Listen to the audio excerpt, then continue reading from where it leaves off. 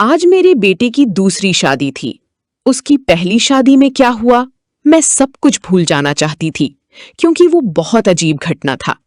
पर आज उसकी दूसरी शादी थी और इस बार मुझे यकीन था कि वो मेरे बेटे का अच्छे से देखभाल करेगी। मेरा बेटा बहुत अच्छा खासा कमा रहा था और देखने में भी बहुत स्मार्ट था। आकाश मेरा इकलौता बेटा था। सब लोग उसे बहुत प्यार करते थे, इसीलिए किसी को भी उसकी दूसरी शादी अजीब नहीं लग रहा था। लेकिन मेरा दिल बहुत घबरा रहा था। जैसी जैसी रात होता जा रहा था, मेरी दिल की धड़कनें उतनी ही बढ़ती जा रही थीं और मैं टेंशन ले रही थी। मेरी बेटी को भी इस बात के बारे में पता था, इसीलिए वो भी मेरी तरह टेंशन में थी। वो बोली, कहीं आज भी वैसा ही हुआ तो फिर क्या होगा? मैं बोली, ऐसी बातें मत करो, मैं पहले से ही टेंशन में हूं। इस बार सारे रिश्तेदार आई थी। पिछली बार कोरोना के कारण हम इतने लोगों को आमंत्रित नहीं कर पाई थी, इसीलिए बहुत लोग पिछली शादी के बारे में ज्यादा नहीं जानते थी। मेरा बेटा आकाश बहुत खुश था और कोई परेशानी भी नहीं थी क्योंकि उसकी ये पत्नी दूसरी पत्नी से कहीं ज्यादा सुंदर और कम उम्र की थी। सर्दियों का मौसम था, ज्यादातर मेहमान घर पर ही रुके थे। नाच गाना हंसी मजाक सब चल रहा था। तभी मैंने अपनी जेठानी से कहा, दुल्हन दूसरे शहर से आई है तो बहुत थक गई होगी। मुझे लगता है कि अभी उसे दूल्हे के कमरे में नहीं भेजना चाहिए। जेठानी बोली, तुम्हें क्या हो गया है? उनकी अभी अभी तो शादी हुई है और तुम उनकी पहली रात खराब करना चाहती हो। मानती हूँ शादी विवाह में थकावट हो जाती है, चाय वाय पिला दो, फ्रेश हो जाएंगे और फिर कल सुबह रिसेप्शन भी तो है। मैं बोली, वो बेचारी थक जाएंगी। इस पर मेरी जेठानी ने कहा, आजकल कोई भी इतना नहीं थकता। लड़के लड़कियों को अपनी शादी का बहुत शौक होता है। दुल्हन को अपनी बेटी के कमरे में भेज दो। मुझे नहीं पता कि तुम इतना टाइम क्यों ले रही हो। रात के 12 बज गए हैं और सभी रस्में भी हो चुकी हैं। सब लोग नाच गाकर भी थक चुके हैं। दुल्हन बेचारी अपने कमरे में जाना चाह रही है। मेरी जेठानी तो वैसे ही टांग खींचने में माहिर थी। मेरी जेठानी बड़ी थी, इसीलिए मैंने सोचा कि उनसे बात विचार कर लूं। लेकिन ये सब बात कहने के बाद उसने मुझे खुद ही कहा कि अब दुल्हन कमरे में जाएगी और दुल्हन को कमरे में ले जाया गया। बाकी सबको कमरे से निकालकर मैं थोड़ी देर के लिए दुल्हन के पास ही बैठ गई और मैं बोली, देखो बेटा, तुम अपने परिवार में सबसे बड़ी हो। तुम बहुत ही अच्छी और बहुत धैर्यवान लड़की हो, इसीलिए हम तुम्हें पसंद करके आए थे। बेटा, जब शादी हो जाती है तो कुछ चीजें ऐसी होती हैं जो तुम्हें पसंद नहीं आती, लेकिन बहू थोड़ा धीरज रखना। उसने कहा, माँ जी, मुझे कुछ समझ नहीं आ रहा है, आप ये सब क्या कह रही हैं? तभी मैंने साफ साफ कह दिया कि अगर मेरा बेटा कुछ उल्टी सीधी बातें करता है तो तुम उसकी बातों पर ध्यान मत देना। घर की बातें घर में ही रखना। सुबह मुझे बता देना, मैं तुम्हारी समस्याओं को सुलझाने की कोशिश करूंगी। मेरी बातें सुनकर वो थोड़ा घबरा गई, लेकिन उसने कहा, ठीक है, अगर कोई बात होती है तो मैं आपसे जरूर बताऊंगी। अब इस घर की इज्जत मेरी भी इज्जत है। मैं बहू के कंधे थपथपाकर कमरे से बाहर आई तो देखी कि सब अपने अपने बिस्तर पर सोने चले गए हैं, लेकिन मैं सो नहीं पा रही थी। मेरी आंखों में नींद जरा भी नहीं थी। मैं बार बार घड़ी की तरफ देख रही थी कि काश सुबह जल्दी हो जाती तो मेरी सारी टेंशन खत्म हो जाती। लेकिन अभी सिर्फ 2:30 ही बजे थे। मुझे जोरों से चिल्लाने की आवाज सुनाई दी और तभी मैं समझ गई कि अब क्या होने वाला है। उसके बाद चिल्लाने की आवाजें बार बार शुरू हो गई। ये एक लड़की की चिल्लाने की आवाज थी। धीरे धीरे सभी मेहमान भी उठने लगी। अचानक मेरी बेटी के कमरे का दरवाजा खुला और बहू पागलों की तरह चिल्लाते हुए बाहर आई। उसे होश भी नहीं था कि उसने दुपट्टा भी नहीं लिया है। वो अस्त व्यस्त कपड़ों में बाहर भागती हुई आई और वो घर को छोड़कर भाग जाना चाहती थी। तभी कुछ औरतों ने उसे पकड़ लिया और कहा, क्या हुआ बेटा? लेकिन वो बेहोश हो गई थी। उसका शरीर बिल्कुल ठंडा पड़ गया था। उसे फौरन हॉस्पिटल ले जाया गया। बेचारी वो किसी भी तरह होश में नहीं आ रही थी। उसके माँ बाप भी तुरंत वहां पहुंचे और कहने लगी, अचानक मेरी बच्ची को क्या हो गया?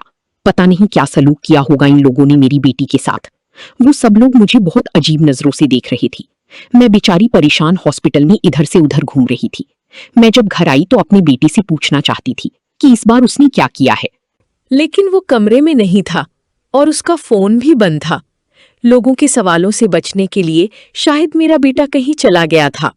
फिलहाल तो मुझे बहू की चिंता हो रही थी।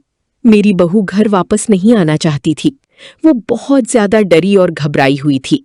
मैंने अपनी बहू से बोला कि बेटा, कल सुबह मुंह दिखाई की रस्म है, वो पूरा हो जाएगा तो मायके चली जाना।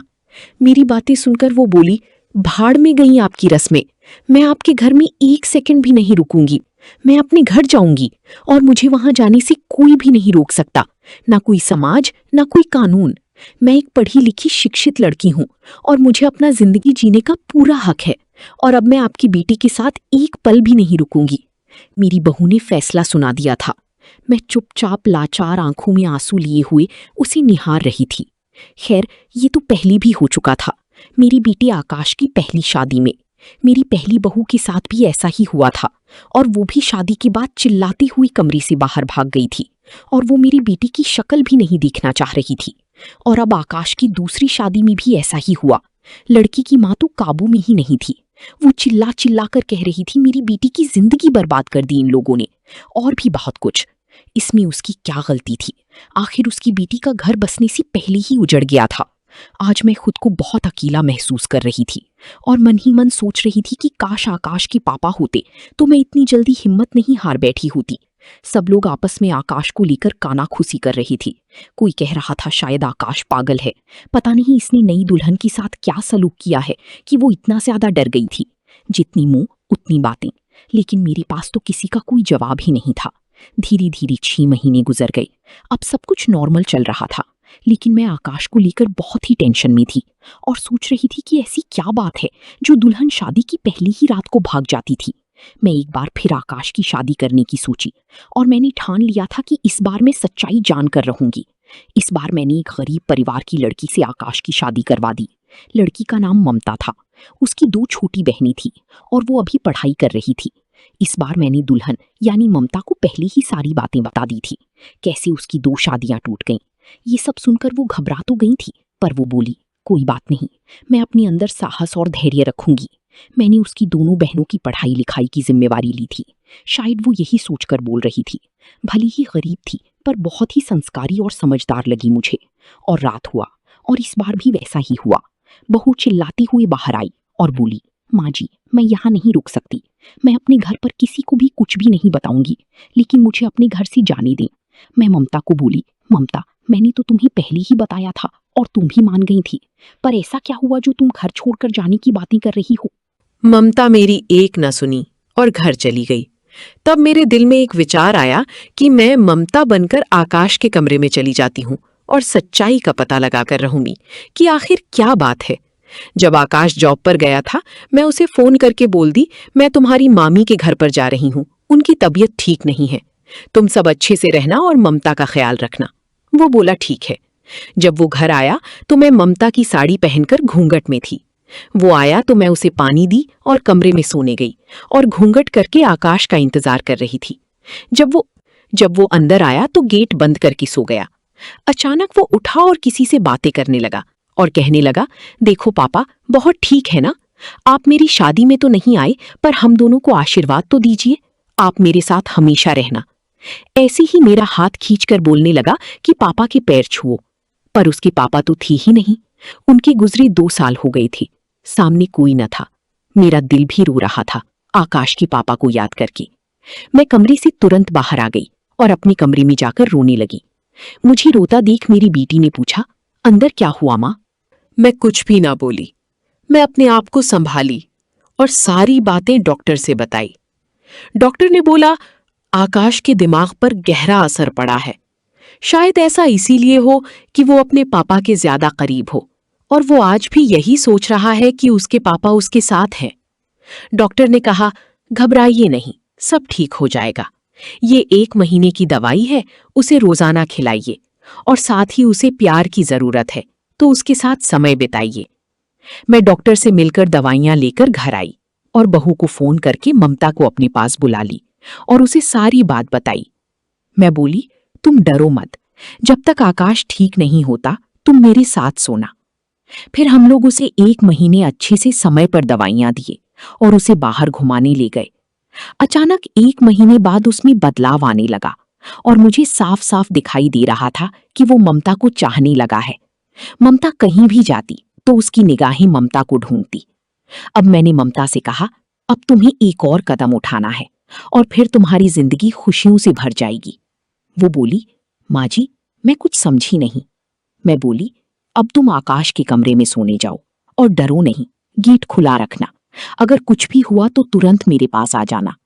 वो मान गई और सोने गई। मैं गेट के बाहर ही खड़ी थी और भगवान से प्रार्थना कर रही थी कि सब ठीक हो जाए। अचानक थोड़ी देर बाद उनकी बातें करने की आवाज आई, पर प्यार की। मैं खुश होकर अपने कमरे में सोने के लिए आ गई। अब मेरी सारी टेंशन खत्म हो गई थी आकाश की जिंदगी को लेकर। सुबह हुआ तो मैं किचन में पानी लेने गई तो देखी ममता किचन में काम कर रही थी। ममता बहुत खुश थी। मैंने ममता को आशीर्वाद देते हुए कहा, सदा सुहागन रहो और ऐसे ही खुश रहो। अब बस मैं भगवान से यही दुआ कर रही थी, भगवान आप अपनी कृपा मेरे घर पर बनाए रखना। दोस्तों, अगर कोई परेशान या बीमार या डिप्रेशन का शिकार है तो उससे बात करें, उसके साथ समय बिताएं। आखिर उसको भी आपके समय, आपके साथ और आपके प्यार की जरूरत होती है। दोस्तों, आपको ये कहानी कैसी लगी हमें कमेंट करके जरूर बताएं और कहानी पसंद आई हो तो वीडियो को लाइक और सब्सक्राइब करके बेल आइकन जरूर दबाएं।